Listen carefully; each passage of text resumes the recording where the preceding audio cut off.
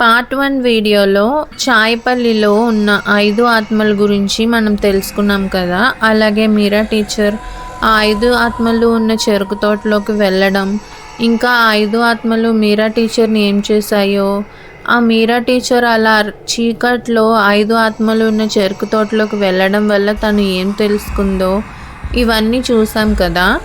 ఇప్పుడు పార్ట్ 2లో మీరా టీచర్ ఆ తెలుసుకున్న నిజంతో ఏం చేసింది, ఇంకా సర్పంచ్ ఒక్కడేనా వాళ్ళ 5 చావులకి కారణం, లేకపోతే ఇంకెవరైనా ఉన్నారా అనే విషయం, ఇంకా లక్ష్మి బతికే ఉందా లేదా అనేవన్నీ ఈ పార్ట్ 2లో తెలుసుకుందాం.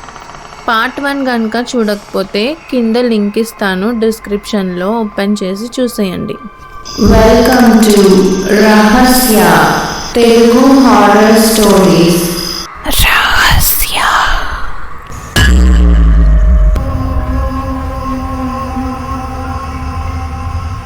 అలా తెలుసుకున్న నిజాన్ని మీరా టీచర్ ఊరందరికీ ఎలా చెప్పాలా అని ఆలోచించుకుంటుంటే ఆత్మ తనని సర్పంచ్ ఇంటి నుండి మొదలు పెట్టమన్న విషయం గుర్తుకు వచ్చి అలాగే చేద్దామనుకుని సర్పంచ్ ఇంటికి బయలుదేరింది.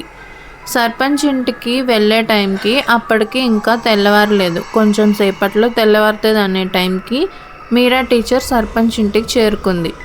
సర్పంచ్ ఇల్లు ఊరు మధ్యలో ఒక పెద్ద భవనం. తను అలా ఇంటికి వెళ్ళిన వెంటనే డోర్ కొడదామా లేదా అని ఆలోచించుకొని అలా ఒక క్షణం నించుంది. తను డోర్ కొట్టిన వెంటనే సర్పంచ్ వచ్చి డోర్ ఓపెన్ చేశాడు. అదేదో తనేదో డోర్ వెనకాలే ఉన్నట్టుగా కొట్టిన వెంటనే డోర్ ఓపెన్ అయింది. మీరాని చూసి ఒక క్షణం సర్పంచ్ కొంచెం షాక్ అయ్యి, ఏంటి మీరా టీచర్ ఈ టైంలో ఇక్కడికి వచ్చారు అని సర్పంచ్ మీరా టీచర్ని అడిగాడు. అప్పుడు వెంటనే మీరా టీచర్ ఆ 5 నేను మాట్లాడాను అని చెప్పింది. అప్పుడు సర్పంచ్, ఏ 5 మాట్లాడారు మీరు అన్నాడు. అది ఆ 5 ఎవరో ఆ సర్పంచ్కి తెలుసు. తను ఒక్క క్షణం భయపడ్డం మీరా టీచర్ తన కళ్ళల్లో గమనించింది. కానీ సర్పంచ్ అడిగిన ప్రశ్నకు సమాధానంగా, ఆ 5 ఆత్మల్ని నేను చూశాను, ఇవాళ నేను వాళ్ళతో మాట్లాడాను, ఆ 5 ఆత్మలు ఉన్న చెరుకు తోటలోకి నేను వెళ్ళి వస్తున్నాను అనగానే సర్పంచ్ కళ్ళల్లో భయం క్లియర్గా కనిపించింది మీరా టీచర్కి. ఇంకా తను వెంటనే తలుపు దగ్గర నుండి తప్పుకొని మీరా టీచర్ని లోపలికి రమ్మన్నాడు. లోపల హాల్లోకి వెళ్ళి ఒక పెద్ద కుర్చీలో సర్పంచ్ కూర్చొని, చెప్పండి మీరా టీచర్, ఏం చెప్పారు వాళ్ళు మీకు 5 అని ఒక రకమైన గర్వంతో మీరా టీచర్ని అడిగాడు. అప్పుడు మీరా టీచర్ చెప్పడం స్టార్ట్ చేసింది. వాళ్ళు బతికిలేరు కానీ చనిపోలేదు. వాళ్ళు అలాంటి దుస్థితిలో ఉండడానికి కారణం నువ్వు చెప్పిన అబద్ధాలు నమ్మిన ఈ ఊరి వాళ్ళు. అసలు వాళ్ళని ఎందుకు అలా చేశారు అని అడిగింది మీరా. నేను వాళ్ళకి ముందే చెప్పాను మీరా టీచర్, వాళ్ళని అలాంటి చోట్ల పాతి పెడితే వాళ్ళ పరిస్థితి అలాగే అవుతుందని వాళ్ళు ముందే చెప్పాను నేను వాళ్ళకి, కానీ వాళ్ళు వినలేదు, దానికి నేనేం చేయను అన్నాడు. మీరా కొంచెం షాక్ అయినట్టు అయ్యి, ఏంటి మీకు ముందే తెలుసా అలాంటి చోట పాతి పెడితే మనుషులు అలాగే అవుతారని, ఇంత దుర్మార్గంగా ఎలా చేశారు మీరు అని ఒక రకమైన బాధతో అడిగింది. అప్పుడు సర్పంచ్, వాళ్ళేమీ మంచి వాళ్ళు కాదు మీరా టీచర్, వాళ్ళు చేసినవి అన్నీ తప్పులే. ఊర్లో ఉన్న ధనాన్ని, ఊర్లో కరువులో ఉన్నప్పుడు ఉన్న గింజల్ని, తిండిని మొత్తం దొంగతనం చేసి పక్క ఊరికి అమ్ముకున్నారు. వాళ్ళు ఏమన్నా మంచి వాళ్ళు అనుకుంటున్నావా నువ్వు అని అడిగాడు సర్పంచ్. వెంటనే మీరా షాక్ అయింది. అదేంటి, నాకు వాళ్ళు అలా చెప్పలేదు కదా, వాళ్ళు వేరేలా చెప్పారు, వాళ్ళు దొంగలు అంటున్నారేంటి మీరు అని డౌట్గా అడిగింది. అప్పుడు సర్పంచ్, వాళ్ళు అలాగే చెప్తారు మీరా టీచర్, వాళ్ళు ఏమన్నా మంచి వాళ్ళు అనుకుంటున్నారా, ఊర్లో వాళ్ళందరి ప్రాణాలు అటు పక్కకు వెళ్ళిన వాళ్ళని అన్యాయంగా చంపేస్తున్నారు, వాళ్ళు ఆ తోటలోకి లాక్కెళ్ళిపోతున్నారు అటు పక్కగా అడుగుపెట్టిన వాళ్ళని, వాళ్ళు మంచి వాళ్ళని నువ్వు ఎలా అనుకుంటున్నావు మీరా టీచర్ అని మళ్ళీ ఇంకోసారి మీరాని ప్రశ్నించాడు. మీరాకి ఏం అర్థం కాలేదు, కానీ తనకి డౌట్ అయితే ఉంది. ఎందుకంటే చనిపోయిన వాళ్ళు ఎప్పుడు అబద్ధాలు చెప్పరు. వాళ్ళ ఆత్మలు శాంతి కోసం ఆ చెరుకు తోటలోనే పడి తప్పించడం మీరా ఆ రోజు గమనించింది. కాబట్టి సర్పంచ్ చెప్పిన మాటలు తనకెందుకో నమ్మాలి అనిపించలేదు. సర్పంచ్ అలా చెప్తుండగా తన చేతులు వణకడం మీరా గమనించింది. అవి భయంతో కాదు, అబద్ధం చెప్పినప్పుడు ఎలా అయితే చేతులు ఉంటాయో అతని చేతులు అలా ఉన్నాయి. ఇంకా అతను చెప్పిన సమాధానం కూడా ఎప్పటి నుండో అందరికీ చెప్తున్న సమాధానంలాగా ఏదో తను అనుకుని ఆ మాటలన్నీ చెప్పినట్టుగా మీరా కనిపించింది. మీరా వెంటనే, సర్పంచ్ గారు, మీరు నిజమే చెప్తున్నారా, లేదా వాళ్ళ గురించి ఎవరైనా అబద్ధం చెప్తున్నారా అని తనే అబద్ధం చెప్తున్నట్టుగా సర్పంచ్ వైపు చూసింది మీరా. వెంటనే సర్పంచ్కి కోపం వచ్చినట్టుగా తన పిడికిలి బిగించి ఒక మాట చెప్పాడు. వాళ్ళు నన్ను కాదన్నారు అనగానే మీరా, ఏంటి ఏం కాదన్నారు అంటే, వాళ్ళు నా మాట కాదన్నారు, నా నాయకత్వం వాళ్ళకి నచ్చలేదు, నన్ను పక్కకు తప్పించి కొత్త లీడర్ని ఎన్నుకుంటామన్నారు. నేను ఊరుకుంటానా? ఇది నా ఊరు, నా మాటే వినాలి ఈ ఊర్లో వాళ్ళందరూ. నా మాటకి ఎవరైనా ఎదురు చెప్తే ఇదే గతి పడుతుంది, వాళ్ళకే కాదు ఎవరికైనా సరే. నాయకుడు మంచిగా లేనప్పుడు ఎవరైనా ఎదురు తిరుగుతారు. అలా అని ఊరందరినీ చంపేయరు కదా సర్పంచ్ గారు అంది మీరా టీచర్. ఈ ఊరికి కావాల్సింది ఒక నాయకత్వం, అంతేగాని ఎదురు తిరిగే వాళ్ళు కాదు అని అన్నాడు సర్పంచ్.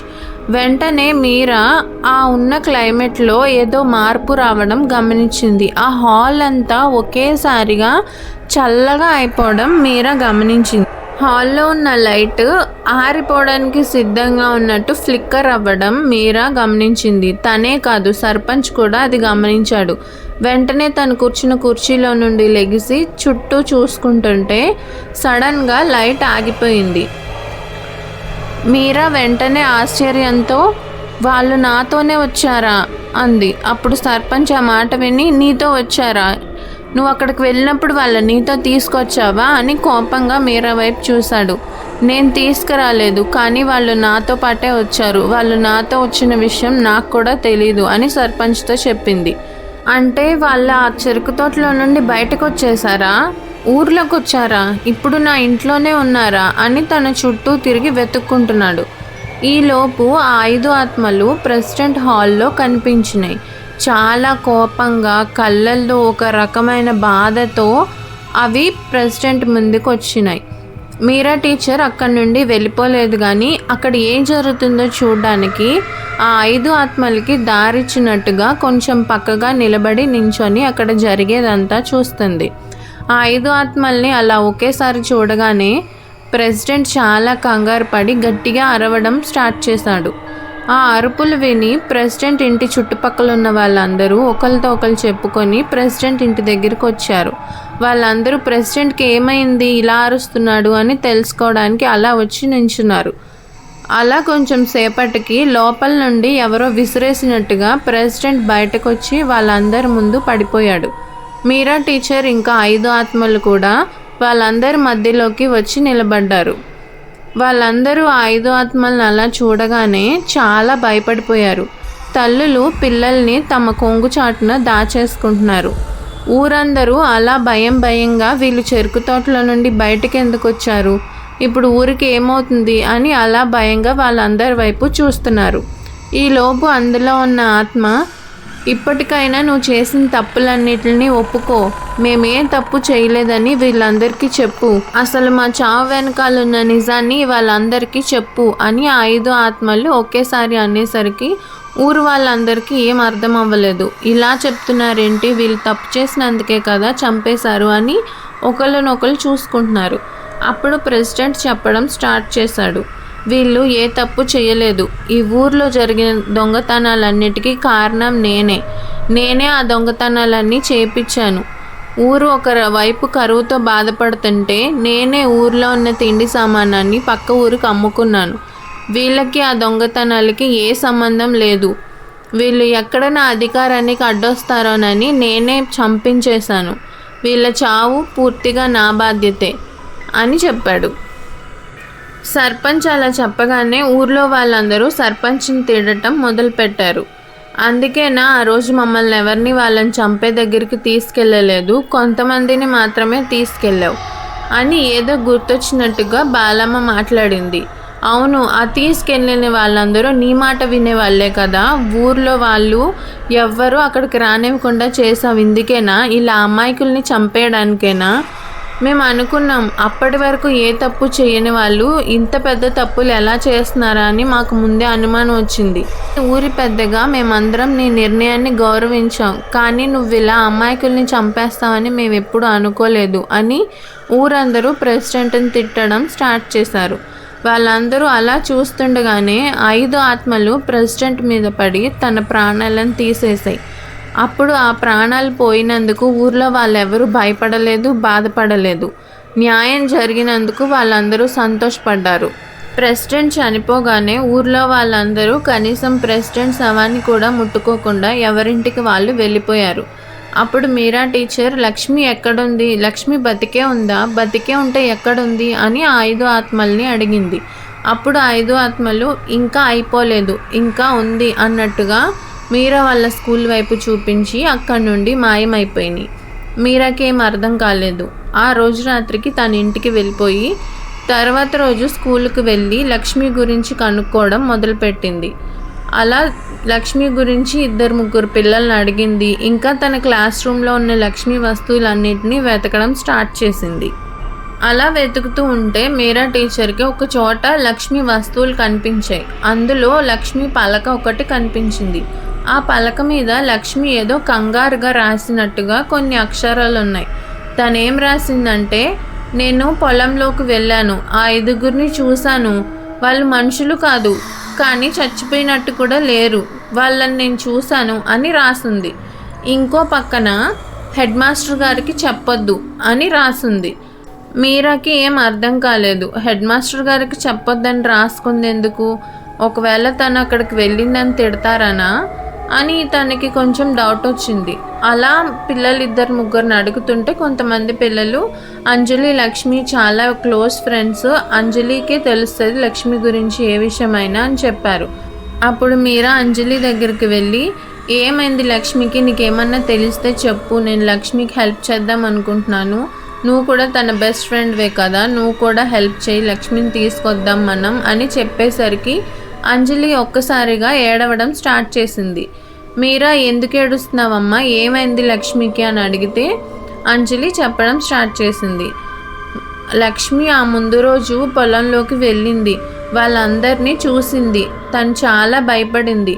తను అలా వెళ్ళడం చూసింది, కానీ తనతో పాటు ఇంకొకరు కూడా వెళ్ళారు అని అంజలి చెప్పింది.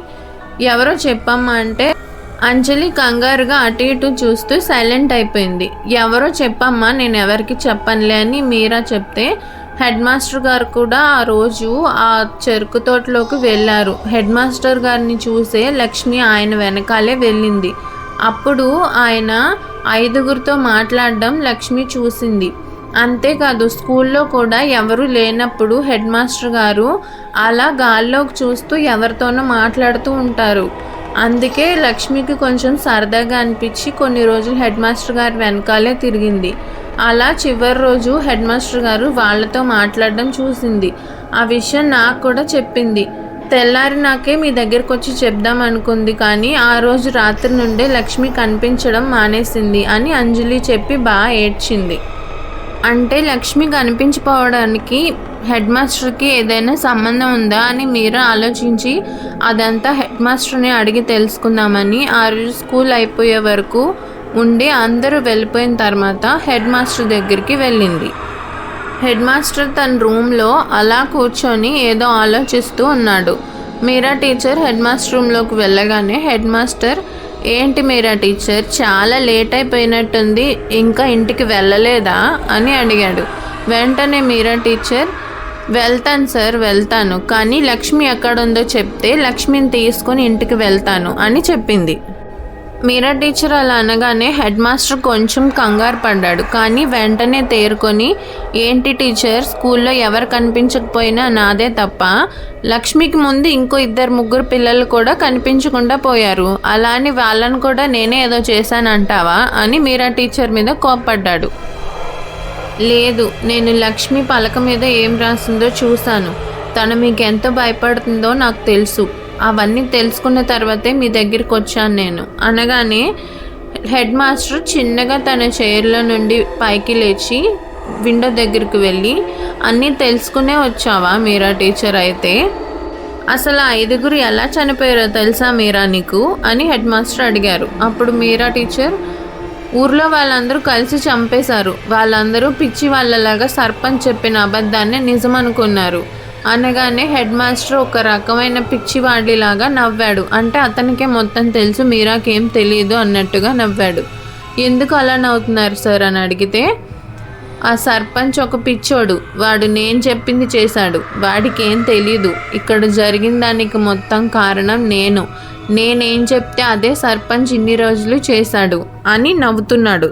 హెడ్ మాస్టర్ అలా చెప్పగానే మీరాకి ఒక్కసారిగా షాక్ కొట్టినట్టు అయింది. అంటే ఈ జరిగిన దాని అంతటికీ వెనకాల హెడ్ మాస్టరే ఉన్నాడా అనే నిజం తను తెలుసుకొని ఒక్కసారిగా తన వెన్నులో వణుకొచ్చింది. అప్పుడు మళ్ళీ హెడ్ మాస్టర్, ఈ స్కూల్కి హెడ్ మాస్టర్ని నేను, ఈ స్కూల్కి వచ్చిన డబ్బుని, ఈ స్కూల్ స్థలాన్ని ఏమైనా చేసుకుంటాను నేను. ఈ స్కూల్ని డెవలప్ చేయమన్న డబ్బులు నావి, నేను చేస్తే చేస్తాను, లేకపోతే నేనే వాడుకుంటాను. మధ్యలో ఆ 5గురికి ఎందుకు? వాళ్ళకేం సంబంధం? నేనేం చేసుకుంటే నా స్కూల్ డబ్బులు నా ఇష్టం. ఇది గవర్నమెంట్ స్కూల్ అయినంత మాత్రాన గవర్నమెంట్ ఇచ్చిన డబ్బులన్నీ స్కూల్కే వాడాలని లేదు కదా. వాళ్ళే మధ్యలో వచ్చారు, అందుకే చచ్చిపోయారు అని నవ్వుతున్నాడు. వాళ్ళు న్యాయం అడిగినందుకు చంపేస్తారా? అయినా వాళ్ళని చంపింది సర్పంచ్ కదా. అంటే అప్పటికే సర్పంచ్ నేను నా దారిలోకి తెచ్చుకున్నాను. సర్పంచ్ నేనేం చెప్తే అదే చేస్తాడు, అందుకే వాళ్ళ 5గురిని సర్పంచ్ చంపేశాడు అని మీరాకి చెప్పాడు. సరే, అయితే ఇందులో లక్ష్మికి ఏంటి సంబంధం? లక్ష్మిని ఎందుకు చంపించేశారు మీరు అని అడిగింది మీరా. లక్ష్మి చనిపోయిందని ఎవరు చెప్పారు నీకు? లక్ష్మి చచ్చిపోలేదు, కానీ బతికుంటుందన్న నమ్మకం కూడా నాకు లేదు అని చెప్పగానే మీరాకి భయం అలాగే కంగారు కూడా వచ్చింది. లక్ష్మి ఎక్కడుందో చెప్పండి సార్, నేను కాపాడుకుంటాను తనని అని మీరా అడిగింది. కాపాడుకుంటావా? లక్ష్మిని కాపాడుకుంటావు, మరి అంతకుముందు కనిపించకుండా పోయిన 3 పిల్లల్ని ఏం చేస్తావు మీరా? సంవత్సరానికి ఒకరు కనిపించకుండా పోయారు, వాళ్ళని ఎలా కాపాడుతావు అని అడిగాడు. మీరాకి ఏం అర్థం కాలేదు. 3 చనిపోవడం ఏంటి సార్, వాళ్ళని కూడా మీరు ఏమైనా చేశారా అని అడిగింది. అవును మీరా, నేనే చేశాను, నన్ను నేను కాపాడుకోవడానికి ఏం చేయాలో నాకు అర్థం అవ్వలేదు అని అన్నాడు హెడ్ మాస్టర్. మిమ్మల్ని మీరు కాపాడుకోవడం ఏంటి సార్, ఎందుకు చంపారు సార్ అమాయకులైన పిల్లల్ని ఇలాగా అంటే అప్పుడు హెడ్ మాస్టర్ చెప్పాడు, వాళ్ళు చనిపోయిన కొన్ని రోజులకి నాకు పిచ్చి పిచ్చి కలలు వచ్చాయి, వాళ్ళు నన్ను చంపేస్తారేమోనని నాకు భయమేసింది. అందుకే నేను క్షుద్ర పూజలు చేసే ఒక బాబా దగ్గరికి వెళ్తే ఇలా సంవత్సరానికి ఒకరిని బలివ్వమని నాకు చెప్పాడు. అలా బలిస్తే వాళ్ళ ఆత్మలు శాంతించి నన్నేమి చెయ్యవని నాకు చెప్పాడు. అందుకే సంవత్సరానికి ఒకరిని, నా ప్రాణాలను నేను కాపాడుకోవడానికి సంవత్సరానికి ఒక పిల్లల్ని తీసుకెళ్ళి ఆ తోటలో వదిలేస్తున్నాను. వాళ్ళు చనిపోతున్నారు, నేను బతుకుతున్నాను అని నవ్వుతున్నాడు. మీరాకి ఒక్కసారిగా తన ప్రపంచం తలకిందులైపోయినట్టుగా అనిపించింది. తన కళ్ళ ముందు ఉన్నది 10 మందికి చదువు చెప్పే ఒక టీచర్ అయ్యుండి ఇలా మూఢనమ్మకాలను నమ్మే ఒక వ్యక్తి అని తనే నమ్మలేకపోయింది. తను అలాగా తన కళ్ళ ముందు ఉన్నది ఒక మనిషేనా జంతువా అన్నట్టు ఒక రకమైన చిరాగ్గా హెడ్ మాస్టర్ని చూస్తుంటే, హెడ్ మాస్టర్, ఎందుకు మీరు అలా చూస్తావు? నన్ను నేను కాపాడుకోవడానికి ఇంకేం చేయమంటావు? వాళ్ళని ఆ సర్పంచ్ వద్దు అనే కొద్దీ ఆ శపించబడిన స్థలంలోకి తీసుకెళ్ళి పాతిపెట్టాడు. అలా శపించబడిన వాళ్ళని మనం ఊరికే వదిలించుకోలేం, మన ప్రాణాల మీదకే వస్తుంది అది. అందుకే ఇవన్నీ చేయక తప్పలేదు నాకు అంటే, సరే సార్ 3 పిల్లల్ని చంపేశారు, లక్ష్మి ఇంకా బతికే ఉంటుందేమో కదా, చెప్పండి సార్ నాకు అంటే, నీకు చెప్తే నేను ఎలా బతికుంటాను మీరా? నేను బ్రతకాలంటే లక్ష్మి చచ్చిపోవాల్సిందే, నేను చెప్పలేను నీకు అనగానే మీరా కోపంతో, సరే సార్ చెప్పొద్దు, మీరు చెప్పకపోతే నాకు వాళ్ళు చెప్తారు అని అనేసరికి కొంచెం అనుమానంగా మీరా వైపు తిరిగి చూశాడు హెడ్ మాస్టర్. అప్పుడు మీరా హెడ్ మాస్టర్ వెనక వైపుగా తన చెయ్యి ఎత్తి చూపించింది. అలా హెడ్ మాస్టర్ వెనక్కి చూడగానే 5 ఆత్మలు నిజాన్ని తెలుసుకున్నాయి అన్న సంతృప్తి, ఒక బాధ 5 ఆత్మల కళ్ళల్లో మీరా గమనించింది. 5 ఆత్మలు వెంటనే హెడ్ మాస్టర్ మీద పడి అతన్ని కూడా చంపేశాయి. మీరా అదంతా అక్కడే నించొని చూస్తూ ఒక రకమైన సాటిస్ఫాక్షన్కి ఫీల్ అయ్యింది. అలా మీరా అతన్ని చంపేసిన తర్వాత, లక్ష్మి ఎక్కడుంది నాకు చూపించండి ప్లీజ్ అంటే 5 ఆత్మలు చెరుకు తోట వైపే చూపించాయి. ఆ 5 ఆత్మలు ఏం చెప్పాయంటే, మేము లక్ష్మిని చంపలేదు, లక్ష్మినే కాదు అసలు ఏ పిల్లల్ని బలివ్వమని మేము అడగలేదు, మేము అలా చనిపోయి కనిపించడం కూడా అది మా చేతుల్లో లేదు, మేము అతని కళలోకి ఎలా వెళ్ళామో కూడా మాకు తెలీదు. నిజానికి ఆ తోటలోకి నువ్వు వచ్చే వరకు ఆ తోటలో నుండి బయటకు వచ్చే దారి కూడా మాకు తెలియలేదు. ఇదంతా ఆ ప్రిన్సిపల్ తన మూఢనమ్మకాలతోనే చేశాడు తప్ప దీనికి మాకు ఏ సంబంధం లేదు. అలా ఎప్పటికప్పుడు పిల్లల్ని తీసుకొచ్చినప్పుడు మేము వాళ్ళని కాపాడదామని అనుకున్నాం. కానీ ఈ హెడ్ మాస్టర్ ఆ పిల్లల్ని తీసుకొచ్చే సమయానికి మేము చాలా బలహీనమైన స్థితిలో ఉంటాం. ఆ టైంలో మేము ఆ పిల్లల్ని కాపాడదామని ఎంత ప్రయత్నించినా వాళ్ళని కాపాడకపోయే వాళ్ళం అని చెప్పి తోట వైపుకి తీసుకెళ్ళి ఆ 5 ఆత్మలు తోటలో కాకుండా గాలిలోకి కలిసిపోవడం మీరా గమనించింది. అంటే వాటి ఆత్మకి విముక్తి దొరికిందని మీరాకు అర్థమైంది. అలా మీరా తోటలోకి వెళ్తూ ఉంటే ఒక చిన్న పాప చాలా నీరసంగా ఏడుస్తున్నట్టుగా మీరాకి వినిపించింది. అలా ఆ ఏడుపు వినిపించే వైపుగా వెళ్తుంటే మీరాకి అది లక్ష్మి ఏమోనని డౌట్ వచ్చింది. లక్ష్మి ఎక్కడున్నావు లక్ష్మి అంటే అలా ఏడుస్తున్న సౌండే వినిపిస్తుంది తప్ప మాట అయితే వినిపించట్లేదు.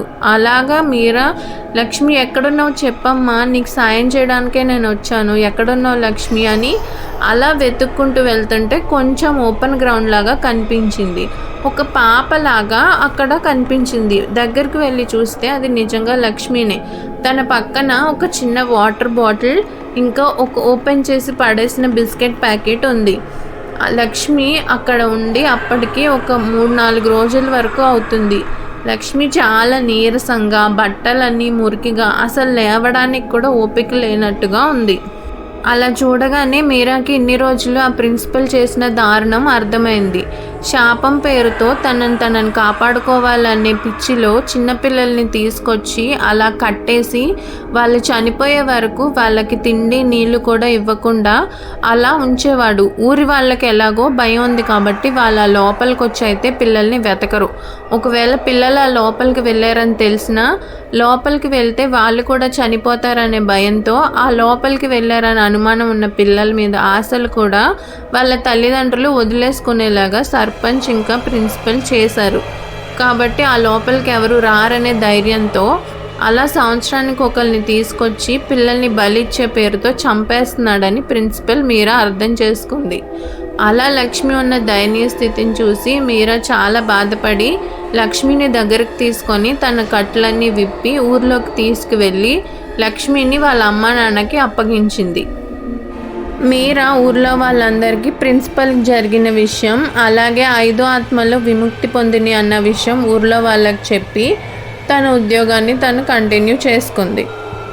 ఊర్లో వాళ్ళందరూ కూడా చెరుకు తోటల మీద ఉన్న భయాన్ని వదిలేసి వాళ్ళ వ్యవసాయం వాళ్ళు చేసుకోవడం స్టార్ట్ చేశారు. ఇలాంటి మూఢనమ్మకాలని ఇంకెప్పుడు నమ్మకూడదని, ఇలాంటి భయాలు ఏ విషయాల్లో పెట్టుకోకూడదని, ఒకవేళ ఏదైనా విషయం ఎవరి మీదైనా అనుమానం ఉన్నా అది పూర్తిగా తెలుసుకునే వరకు ఎవరి మీద ఊరికే నిందలు వేయకూడదని ఊర్లో వాళ్ళందరూ తెలుసుకున్నారు.